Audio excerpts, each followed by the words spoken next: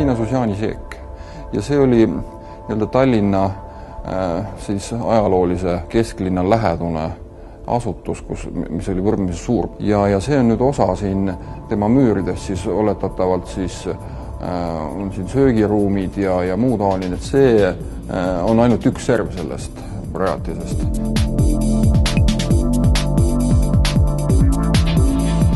Algne idee, mis lõpuni välja läks, oligi see, et see betoonkaas, mis siin siis kõrval asuva parkla peal on, et see siis on varemete kohal nagu üles kergitatud ja siis üles kergitatud ava on siis klaasiga kinni pandud. Sellest avast võib siis midagi vaadata, mis on siis üles valgustatud ja ühel või teisel kombel sealt siis midagi paistab.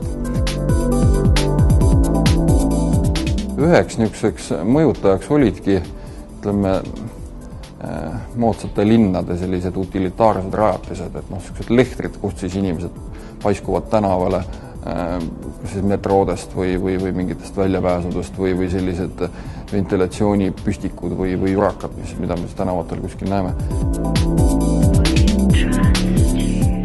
Selline ühe joone värk, et ühel pool on betoon, teisel pool on klaas, ta on tee ääres, ta on ühe pilguga nagu haaratav, et seal midagi on, möödatuiskaja märkab ära, et registreerib, et siin on üks objekt, kunagi ta võib-olla naaseb siia, ta on oma info kätte saanud, et see teekond siit mööda ei ole enam niivõrd igav, niivõrd üheplaaniline.